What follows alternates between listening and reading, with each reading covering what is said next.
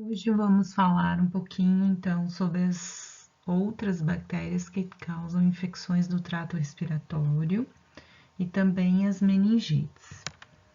Então, nós já vimos as micobactérias, né, em especial da tuberculose e outras que podem estar associadas à zoonótica, como por exemplo a Mycobacterium bovis. E hoje nós vamos ver outras bactérias também do trato respiratório. Bom, então nós vamos falar basicamente de três grupos de bactérias, três gêneros diferentes, né? O Haemophilus influenza, a Bordetella pertussis e a Neisseria meningitidis. O Haemophilus influenza está associado bastante com pneumonia e também meningites. A Bordetella pertussis, a coqueluche, e a Neisseria meningitidis, que é o meningococo, associado à meningite. Bom, começando então com o Haemophilus, né, na família Pasteurilaceae, tá? Dentro dessa família nós temos três gêneros, o Haemophilus, Actinobacillus e a Pasteurella.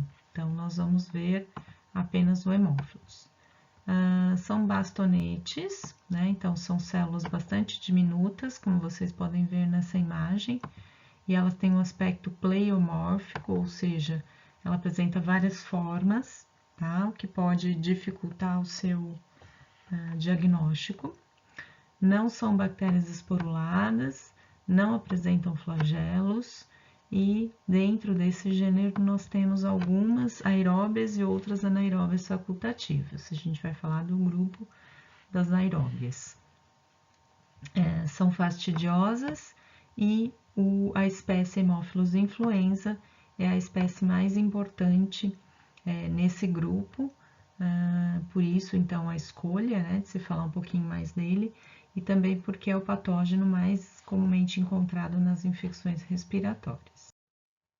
Então, aqui nessa imagem nós temos uma amostra de material de pneumonia, né, um lavado broncoalveolar, onde nós vemos uma co-infecção por Streptococcus pneumoniae, que a gente já aprendeu, né, os diplococos gram-positivos, e aqui por Haemophilus influenza, que é, então, o bacilo, né, o bastonete gram-negativo, ok?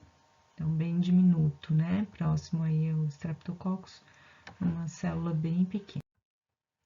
Bom, o hemófilos, ele está associado à microbiota normal em mucosas, então são muitos pacientes que apresentam como flora normal, né, são portadores, tá, assintomáticos, porém o hemófilos influenza tem uma espécie, ou melhor, um sorotipo, né, que é o tipo B, que ele está associado com infecções com bastante frequência, né, em pacientes pediátricos, ok?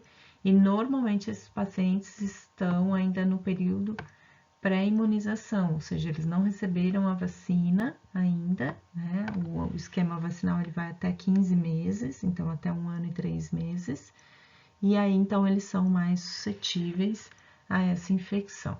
Como é uma infecção respiratória, né? Então, fácil disseminar pelo ar, por gotículas de saliva, então a própria família, né, os próprios familiares que entram em contato com essa criança podem disseminar a bactéria. Existe um outro biotipo, né, uma outra classificação do Haemophilus influenza, porém biotipo aegyptius, tá? Que não está associada com as infecções respiratórias, mas sim com uma doença chamada febre purpúrica brasileira. Tá? Essa doença ela é bastante fatal, né, e ela comete normalmente crianças. E existem também outras espécies de hemófilos, que nós não vamos nos retratar nessa aula, mas para que vocês conheçam, então, o Haemophilus aegyptius, que causa uma conjuntivite purulenta, o Haemophilus ducrei, que é uma IST, aqui vocês podem corrigir, né? O termo agora é IST, infecções sexualmente transmissíveis. Ele é muito sido confundido com a sífilis, e a Haemophilus para a influenza, que também causa pneumonia, mas é uma frequência bem mais rara e está associado com a endocardite. Então, aqui nós vemos as doenças associadas ao Haemophilus influenza, que é o que a gente vai nos ater durante essa aula.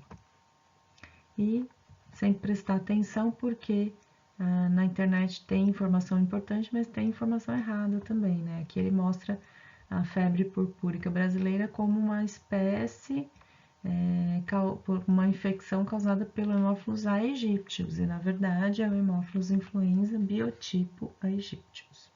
Então aqui tem um quadro mostrando a frequência com que essas infecções acontecem na comunidade, né? E sem sombra de dúvidas, o Haemophilus influenza é o mais importante, e também pela gravidade com que ele está associado às infecções, né? As pneumonias, meningites e outras infecções do trato respiratório superior, como a conjuntivite, sinusite, otite e epiglotite. Então, essa seria a bactéria mais comumente isolada, realmente, das infecções respiratórias. Bom, agora características específicas do Haemophilus influenza. Então, são espécies fastidiosas, nós já havíamos comentado, né? Normalmente, os meios de cultura não estão completos para o crescimento dessa espécie, então nós temos que acrescentar substâncias associadas, né, ao crescimento, e normalmente essas substâncias estão presentes no fator de coagulação. Então, nós temos a imina, que é o fator 10, e a nicotinamida adenina dinucleotídeo, que é o NAD ou fator 5, né? Eventualmente é necessário acrescentar ambos, né? Mas normalmente a gente tem o acréscimo de apenas um desses fatores. Sempre que a gente pensa em bactérias fastidiosas, nós pensamos no meio de cultura enriquecido. E sempre nos vem à cabeça o agar-sangue, certo? Só que o agar-sangue ele tem inibidores para o fator 5 da cascata de coagulação. Então, normalmente, esse sangue é aquecido para o preparo desse meio de cultura, e devido ao aquecimento, esse sangue, então, hemolisa, ou seja, ele se torna, né, hidrolisado, e com isso ele muda a cor para uma cor marrom. E aí, então, nós chamamos esse agar de agar chocolate, tá? Esse agar chocolate, ele é bastante utilizado em amostras com um perfil de sensibilidade de crescimento em meio de cultura bastante elevado, ou seja, são bactérias que são difíceis de ser cultivadas. Então, eventualmente, vocês vão encontrar o agar chocolate como um meio de cultura alternativo, né, no lugar do agar sangue, tá? Essa bactéria apresenta uma parede típica de gram-negativa, porém nessa parede nós temos algumas proteínas que podem ser importantes do ponto de vista epidemiológico, tanto para identificar as espécies como as cepas dentro das espécies. Muitas dessas cepas possuem cápsula, e isso é um fator de virulência bastante importante do ponto de vista de pneumonias e meningites, porque são bactérias que se aderem melhor a essas mucosas. Elas possuem 6 tipos antigênicos, né, do A até o F, tá? O que mais circula no Brasil é o sorotipo B, então justamente por isso nós temos a vacina contra ele, né? 95% das infecções invasivas são causadas por esse sorotipo. Quase não se tinha, né, relevância aos outros sorotipos, mas com a introdução da vacina, outros sorotipos, né, como o C e o F, também passaram a ser importantes, apesar de não tão prevalentes como o sorotipo B. Então, a gente continua tendo apenas a vacina do sorotipo B. Então, aqui algumas fotos do Haemophilus, né? Nessa imagem superior vocês conseguem ver com bastante clareza a presença da cápsula, né, nessas bactérias, tá? Então, algumas cepas bem, né, relevantes, e nessa imagem de baixo vocês já não conseguem visualizar com tanta clareza a presença da cápsula, né? Então, aqui nós temos bactérias gram-positivas e associadas a elas bactérias gram-negativas. Uma das formas de cultivo do Haemophilus influenza é semear essa bactéria juntamente com o Staphylococcus. Por quê? Porque o Staphylococcus, ele é uma bactéria beta-hemolítica, né? Nós já vimos isso lá na aula de Staphylo. E quando ele faz a beta-hemólise, né, ele libera, então, alguns fatores da cascata de coagulação, e entre eles está o fator 10, né, que é a hemina, tá? Então, quando a gente vai semear o Haemophilus influenza no meio de cultura, eventualmente é possível semear em conjunto o Staphylococcus para que ele forneça a hemina, que é o fator 10, e a gente acrescente no meio só o NAD, só o fator 5. E então vai ficar mais ou menos nesse aspecto dessa imagem à esquerda, onde nós vemos o crescimento das colônias de hemófilos ao redor da estria contendo o estáfilo. E isso dá um aspecto de crescimento satélite, portanto, o nome, né, desse teste, o nome dessa forma de cultivo é chamado de satelitismo. Aqui na imagem à direita a gente vê também o crescimento, né, mas bem menor, bem menos evidente do que aqui no agar chocolate, tá? Então, no agar sangue realmente tem aquela dificuldade, né, dos inibidores do fator 5, né? Então, aqui a gente acaba fazendo no agar chocolate, que é bem mais clássico para ser visualizado. Bom, o Haemophilus influenza, além daquele biotipo egípcios que nós comentamos, né, e dos tipos A, B até o F, tá? Nós temos 8 biotipos, ou seja, 8 tipos relacionados com os seus aspectos bioquímicos, tá? A importância dessa análise, tá, pessoal, que eu já vou explicar para vocês, é tanto epidemiológica como clínica. Por quê? Porque a gente vai ver também que alguns deles estão relacionados com uma patologia diferenciada, tá? Então, são 3 testes, basicamente. É a produção do indol, o teste da urease e o teste da ornitina descarboxilase. O teste do indol é aquele mesmo teste que nós vimos para as enterobactérias, né? Então, é a degradação do aminoácido triptofano até chegar em indol, certo? Como a gente coloca um indicador de pH nesse meio de cultura, então a gente observa que é a formação de um anel avermelhado. Na urease, nós temos, no teste da urease, nós temos a identificação se a bactéria produz a enzima urease, certo? Então, a gente coloca no meio de cultura a ureia. Se essa ureia for hidrolisada para amônia, converte esse meio de cultura para um pH mais alcalino e a gente observa também pela mudança da coloração do meio de cultura. E o teste da ornitina descarboxilase, descarboxilase também é uma enzima, né? Então, a gente descarboxila a ornitina em putrescina, tá? Ou cadaverina, e a gente altera, né, o pH dessa amostra, tá? E também há mudança de cor de amarelo a púrpura. Então, nessas imagens aqui, vocês podem ver na letra A o teste do indol, né? Então, aqui seria o indol positivo. Na letra B, o teste da urease, certo? Então, a amostra negativa e a amostra positiva, então ele converteu a cor. E na letra C, o teste da ornitina descarboxilase, então essa amostra aqui é a amostra positiva, onde a gente tem então a passagem, né, para a formação da putrescina ou cadaverina, a partir de uma enzima chamada LDC, né, que é a descarboxilase, né, mais conhecida como LDC, e aí então a gente vê a formação desse precipitado negro ou arroxeado. Bom, do ponto de vista de patogênese, né, o que nós temos aí do Haemophilus influenza? Então, como eu falei para vocês, o grande problema do Haemophilus influenza são os indivíduos que ainda não foram vacinados, né? Nesses indivíduos vai acontecer, então, a colonização do trato respiratório superior, né, já nos primeiros meses de vida, certo?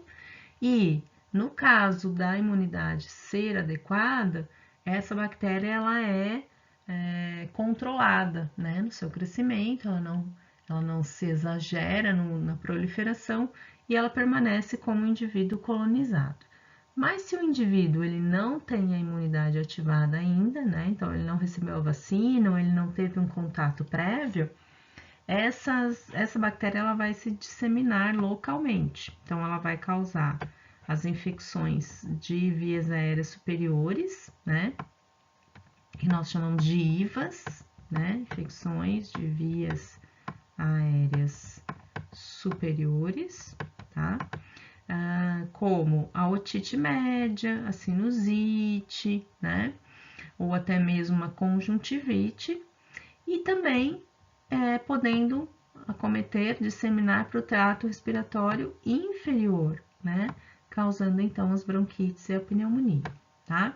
Então, para as crianças não vacinadas, além da questão, né, da disseminação para as vias aéreas inferiores, ainda tem a chance de disseminar via sistema linfático para as meninges, tá? Então, por isso que é tão importante estudar e conhecer um pouco dessa infecção. O que essa bactéria faz? Então, ela vai se aderir ali no trato respiratório, né? E ela vai causar o que nós chamamos de dano ao epitélio respiratório, causando um prejuízo, né, para a função ciliar, que é o que a gente chama de ciliostase, né? Ela bloqueia a movimentação desses cílios, né, do epitélio respiratório, certo? E com isso, então, ela promove, né, uma baixa depuração do muco, né, das secreções respiratórias produzidas e uma facilidade para migrar para a corrente sanguínea, uma vez que vai acontecer um processo infeccioso e inflamatório, e isso vai facilitar a sua penetração.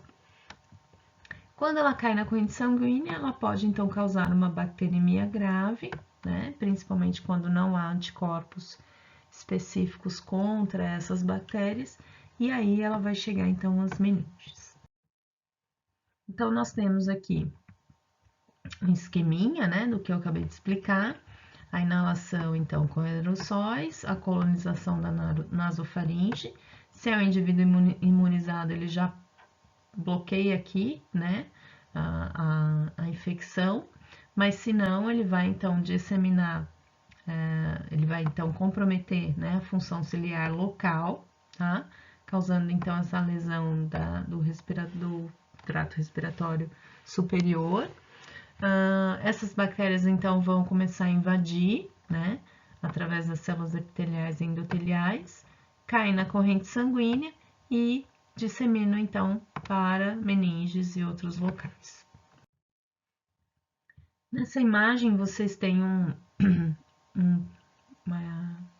esquema, né, que mostra quanto essa bactéria escapa do mecanismo de defesa imunológico. Então aqui ela mostra nessa primeira parte do quadrinho como ela se adere então à mucosa, né, causando então a sua penetração, ok? Chegando na submucosa, tá? Onde ela vai ativar os mecanismos de defesa imunológicos, o próprio processo inflamatório, né? As células de defesa, o sistema complemento. E aqui, do lado direito da nossa imagem, nós vemos a capacidade dela de escapar, de evadir das proteínas do sistema complemento. Então, ela tem uma proteína, né, chamada PE, e essa proteína, então, impede que o sistema complemento forme os poros, então bloqueia, né, a formação desse poro na superfície dessa célula. Por isso que ela é tão importante que se tenha anticorpos, né, se tenha imunidade adquirida já ativada contra ela. Aqui, então, um resumo clínico, né, de todas as infecções causadas pelo hemófilos, né, então a meningite e a pneumonia são, sem sombra de dúvidas, mais importantes, e as outras espécies que eu comentei com vocês, né, o Haemophilus ducreyi e o Haemophilus aegyptius, que eu já vou mostrar para vocês aqui. Então, esse seria o Haemophilus ducreyi, né? O aspecto aqui do cancro mole, tá? E aqui do lado tem uma tabelinha para diferenciar o que seria o cancro mole e o cancro duro, que é o cancro da sífilis, né? A lesão da sífilis. E aqui vocês veem, então, a infecção por Haemophilus aegyptius, que causa, então, aquela conjuntivite purulenta, que é conhecida nos Estados Unidos como pink eye, tá? É uma conjuntivite bem clássica, né, que existe por lá, mesmo em adultos. Então, a gente tem uma inflamação muito grande da conjuntiva, né, e a secreção, a produção de muco, né? Bom, para se fazer diagnóstico para hemófilos, eu vou ter que levar em consideração que tipo de amostra eu preciso coletar, porque isso vai depender do tipo de patologia que ela causou, né?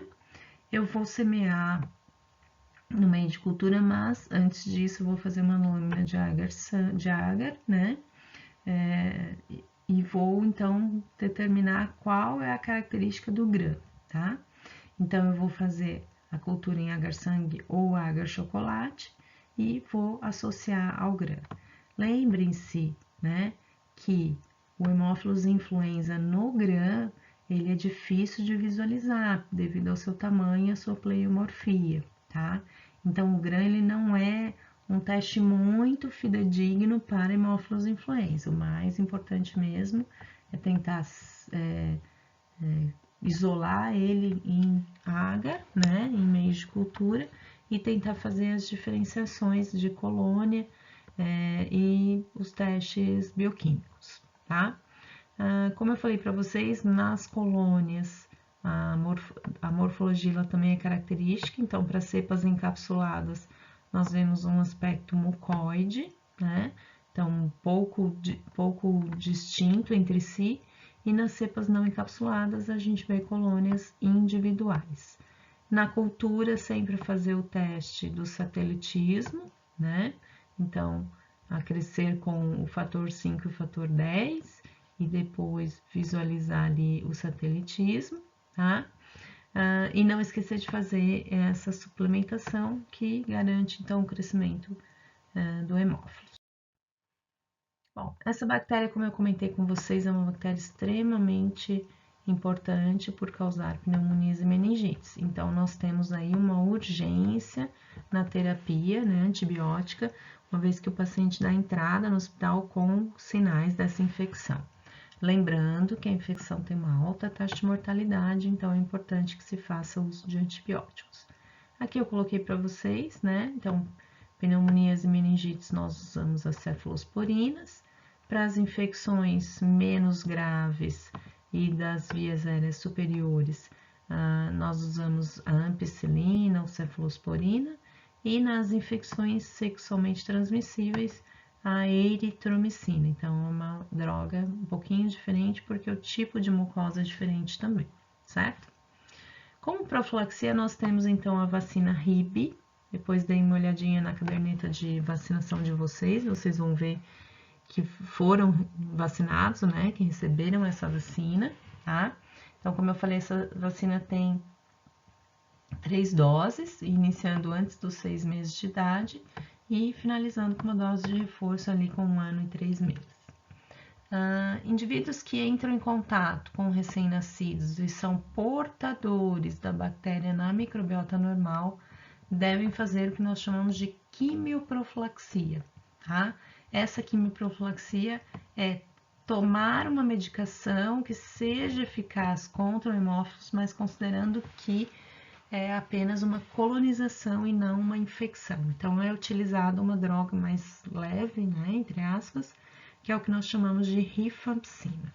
Essa rifampicina, se vocês lembrarem, também é utilizada lá no tratamento da tuberculose, tá? Então, é uma droga que tem uma penetração boa em vias aéreas superiores, né? Onde há produção de vários metabólitos do oxigênio, então ela consegue agir sem ter interferência desses metabólitos. A infecção por hemófilos influenza é uma infecção de notificação compulsória, né? Uma vez que a gente tem vacina e a vacina é bastante eficaz, e de investigação obrigatória. Então, saber por que a criança teve a doença, né? Se ela recebeu a vacina e por que ela teve a doença mesmo assim, certo? Então, aqui para fechar, né, as infecções do trato respiratório superior, eu coloquei esse quadrinho que eu achei interessante, que ele fala de várias doenças, né, e as principais bactérias associadas. Então, nós temos aqui, né, para o hemófilos, a laringite epiglotite, a parasinusite e a otite média. Bom, agora a gente vai passar para bactéria chamada Bordetella pertussis. Essa bactéria, ela é conhecida por causar uma doença pediátrica, né? A foto já mostra pra gente um pouquinho sobre isso. E essa doença é chamada de coqueluche. Vamos conhecer um pouquinho da coqueluche. A coqueluche tem como sintomas uma tosse comprida ou chamada também de tosse convulsa, tá? Eu já vou mostrar para vocês, então, alguns aspectos a respeito dessa doença. É uma doença específica do homem, né? Também com transmissão aérea. E o principal sintoma, então, seria essa tosse intensa, tá? Basicamente, nós temos o acometimento das vias respiratórias superiores, né? Restringindo-se à faringe, ok? Bom, então agora vocês podem dar uma pausinha nesse vídeo aqui, né, na nossa aula, e acessarem esse vídeo que mostra um bebê em internação com coqueluche, e aí vocês vão entender um pouquinho sobre esse nome tosse convulsa ou tosse comprida, ok? Podem assistir o vídeo. Bom, como vocês viram no vídeo, nós temos ali um comprometimento, né, das vias aéreas superiores e uma dificuldade de eliminar o muco produzido, né? A criança ela chega a se engasgar em vários momentos e isso vai causando então um acúmulo desse muco porque ela não consegue então retirá-lo, tá? Bom, então a principal bactéria causadora da tuberculose da coqueluche é a Bordetella pertussis, certo? Porém, nós temos a Bordetella parapertussis, que causa uma forma mais leve de infecção, tá? Então, existem alguns quadros que não são tão clássicos, né? Que não apresentam essa tosse comprida, mas que podem ser característicos também da infecção chamada de coqueluche. Bom, então, como eu disse, né, a Bordetella pertussis, ela é transmitida via aérea, né? Então, essa bactéria ela tem um perfil de aeróbio estrito, porém, ela é uma bactéria extremamente pequena, né? É um cocobacilo, mais ou menos como vocês estão vendo aqui nessa imagem. E ele apresenta cápsula também, né? O que faz então com que seja aderido facilmente na mucosa, tá? São células imóveis que oxidam aminoácidos, porém não fermentam carboidratos, né? Então a gente vai ver que os testes fermentativos para pertussis não são realizados. Bom, ela cresce bem em meio simples, ela então não é fastidiosa, mas devido à presença de algumas substâncias tóxicas e metabólitos nesses meios, normalmente ela é cultivada em meios completos, né, em meios suplementados, ok? Como o agar-sangue e o agar-chocolate. Então, a gente acaba, né, mantendo o padrão aí, tá? Complementares, né, meios completos, porque essa bactéria ela é bastante sensível, tá? Normalmente se acrescenta um meio com o carvão, com o amido, com sangue ou com albumina, tá? São algumas opções aí para o crescimento da Bordetella. Bom, então, resumindo a nossa patogênese, né, que nós comentamos, eu vou estar exposto ao micro-organismo. Esse micro-organismo, então, tem a cápsula, né, que ajuda na aderência ao epitélio, se prolifera naquele local, então, nas vias aéreas superiores, e depois, causando esse dano localizado, ele pode liberar as toxinas, né, e causar os sintomas sistêmicos, tá? Então, essa bactéria aqui, ela tem um quadro bem interessante de toxinas que vão causar essas alterações ali no tecido infectado.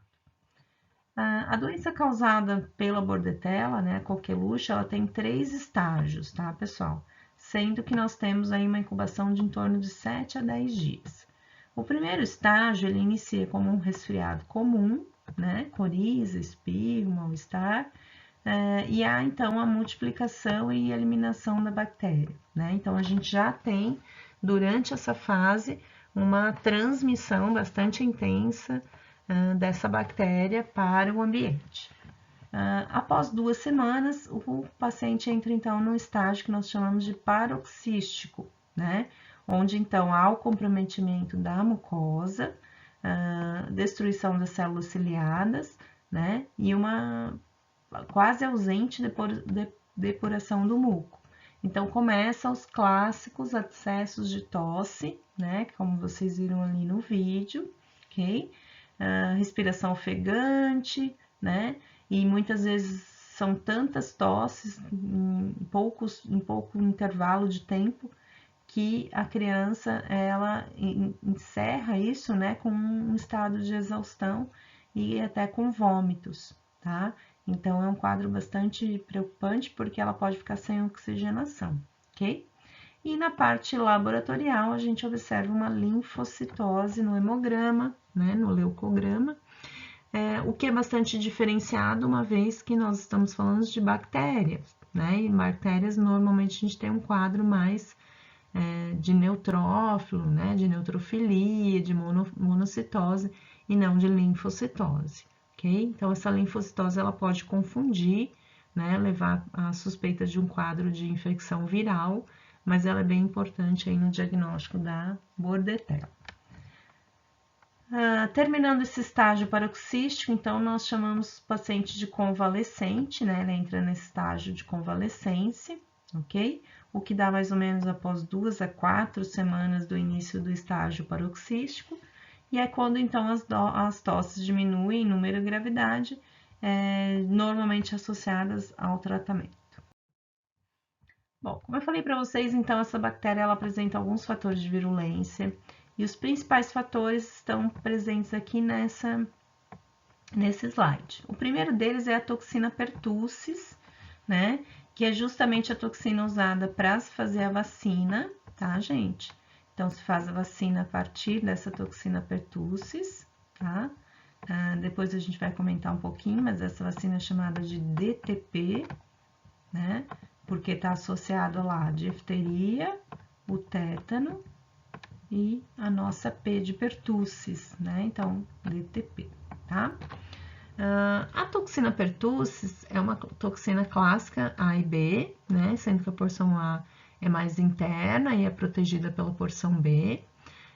E ela estimula um processo inflamatório, então, né, aumenta a produção de secreções respiratórias e muco no local onde está aderida a bactéria.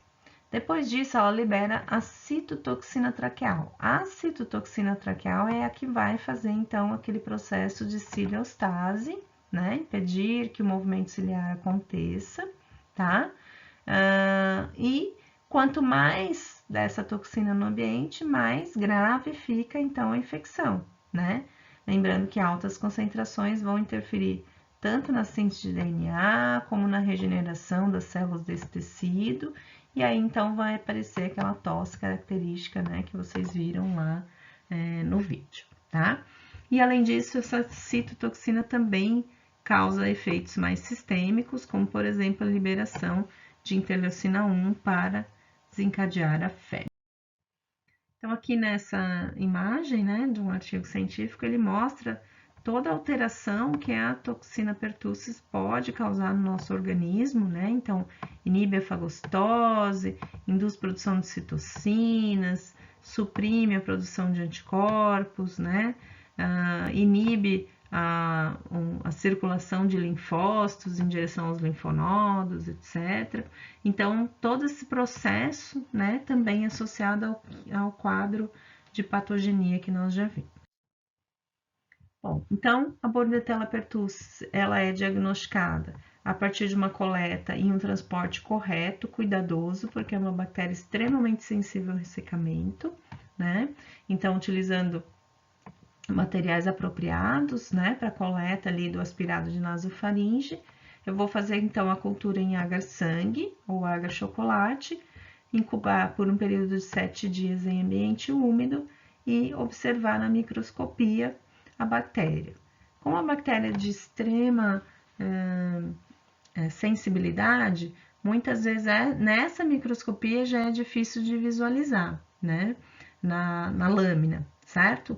Então, normalmente se faz a pesquisa, né, com anticorpos fluorescentes. Então, eu faço uma fixação do material biológico na lâmina e adiciono anticorpos fluorescentes específicos contra essa bactéria que vão, então, auxiliar no diagnóstico. Para tratamento, como é uma bactéria bastante importante, né, causa de morte em crianças, esse tratamento ele tem que ser em hospitais, né, em unidades de saúde, tá? Onde é feita a supervisão da equipe de enfermagem e onde é verificada inclusive a saturação do oxigênio. Associado a isso são utilizados os antibióticos, né, que vão melhorar a evolução clínica, eliminando a capacidade de infecção, né, de transmissão da bactéria, mas não vão conseguir agir contra as toxinas. Então, enquanto a toxina estiver agindo, os sintomas vão permanecer mesmo com o uso dos antibióticos. Aqui seria então as drogas de escolha, né, do grupo dos macrolídeos, eritromicina, azitromicina, claritromicina. Bom, e a vacina que eu comentei com vocês, então, a DTP, né, no caso da pertussis é a toxina, então eu pego a célula, né, morta, tá? Retiro essa toxina e faço a vacina. Na rede pública, a vacina é inativada. Na rede particular, eu uso só a toxina, né? Então, ela causa menos complicações, tá? Então, associada aí ao que a gente falou, né? A DTP, ela seria, então, a forma mais importante de prevenção dessa infecção. Aqui, então, nós temos o esquema vacinal da DTP, né? Como eu falei para vocês, a dose completa, que seriam 3 doses, é feita até os 6 meses de idade. Depois, nós demos uma dose de reforço aos 15 meses e uma segunda dose de reforço, dependendo do estado, né? Onde nós estamos falando. Aí existe, então, a possibilidade de tomar um segundo reforço aos 4 anos de idade. É o recomendado pela Sociedade Brasileira de Imunizações. E aqui eu coloquei para vocês uma indicação de um artigo, né, um artigo bem recente, que fala sobre a coqueluche, né?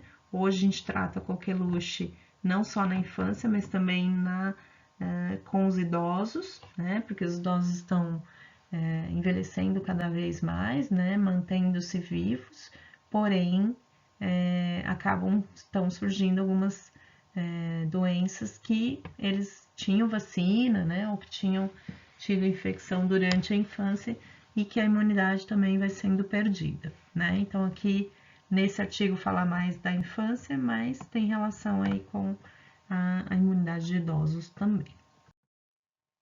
E para fechar a nossa aulinha de hoje, então nós vamos ver a principal bactéria causadora da meningite, né? Em segundo lugar aí do Haemophilus influenza, que é o meningococo, né? Conhecido como meningococo, tá? Que é a Neisseria meningitidis. A Neisseria meningitidis, como o próprio nome dela já diz, ela é um coco, né? Mas ela é um coco que apresenta-se aos pares, ok? Então, vamos lá, falando um pouquinho desse gênero Neisseria, né? Que nós vamos falar depois novamente quando formos tratar das ISTs. Nessa imagem que vocês estão vendo aqui, pessoal, é um monte de bactérias sendo fagocitada, tá? Então, aqui a gente tem um neutrófilo, 2 neutrófilos, e eles estão cheios de diplococos dentro do seu interior, ok? E esses diplococos, como a gente já havia comentado ali no início, eles são gram-negativos, né? Então, é uma exceção aí do que a gente está acostumado a ver, né? A maioria dos cocos são gram-positivos, e aqui a gente tem um coco gram-negativo, na verdade, um diplococo gram-negativo. Bom, então, a Neisseria também é uma espécie aeróbica, né? Fermenta a glicose e são oxidados positivos, então apresenta citocromo C, né? Não formam esporos, também são imóveis, né? Como a gente já havia visto para algumas bactérias. E o hábitat dele, então, é membranas mucosas, porque ele tem uma preferência por um ambiente úmido e com temperaturas elevadas. Então, nós vamos falar agora da Neisseria meningitidis e mais para frente a gente comenta sobre a Neisseria gonorrhoeae, causador da gonorreia, que também está associado a outro grupo de infecções.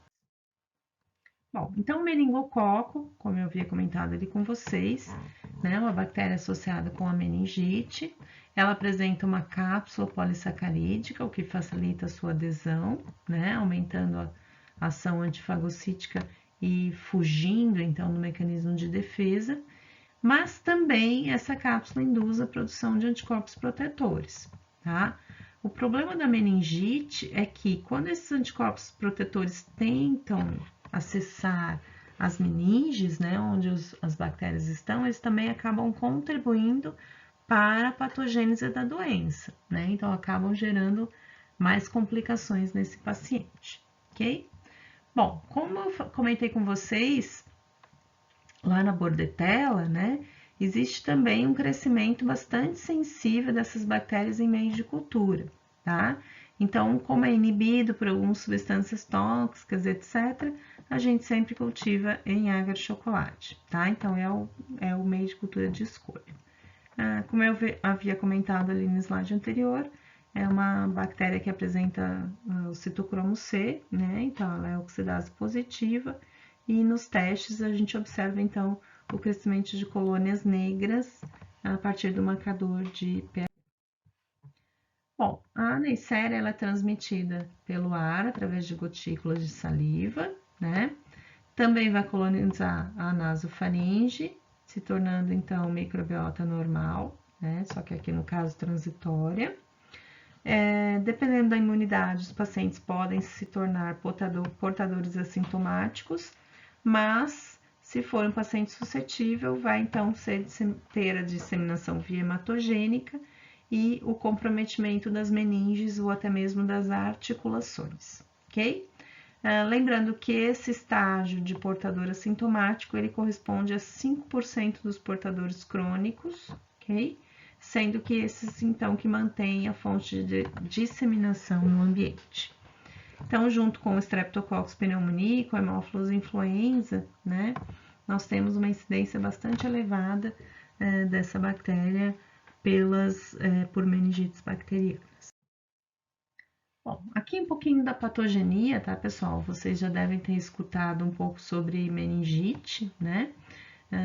Tem algumas peculiaridades que são específicas do meningococo. Então, nós temos aqui a caracterização de pacientes com menos de 1 ano de idade, ou seja, sem imunidade vacinal, né?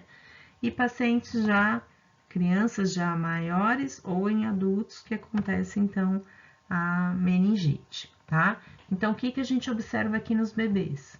A febre, né, podendo ter as extremidades frias, né? Vômito ou recusa à alimentação associado ou não a um quadro diarreico.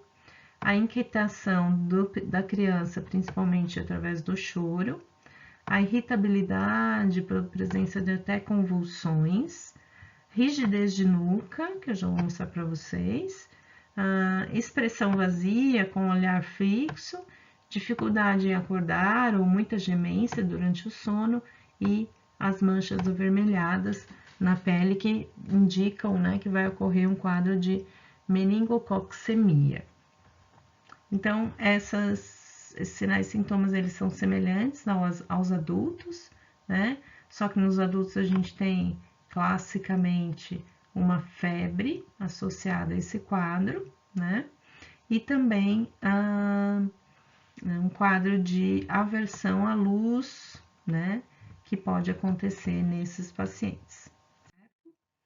Bom, então as doenças clínicas são a meningite e a meningococcemia. A meningite, né, os sinais principais estão aqui, dor de cabeça, sinais meníngeos e febre, ela tem tratamento, né, mas quanto mais precoce for identificado, melhor é para que a criança consiga evitar um comprometimento grande, né? E possíveis sequelas também, tá, gente? Que pode acontecer tanto neurológica como auditiva, como em deposição de imunocomplexos nas articulações causando artrite, né? Então, a meningite em si já é uma doença grave, mas ela ainda apresenta algumas complicações. E nós temos a meningococcemia. A meningococcemia está associada à circulação da bactéria no sangue, então é um quadro de bacteremia, certo? Então, toda vez que a bactéria cai na circulação sanguínea, ela vai ativar o sistema imune, né? Ela vai fazer uma ativação do sistema imune. Há uma ativação da cascata de coagulação, causando então tromboses, né? Essas tromboses comprometem a circulação sanguínea, certo? E causam, então, o que a gente chama de petequias, que são pequenos pontos avermelhados na pele, que posteriormente vão evoluir para lesões hemorrágicas, certo?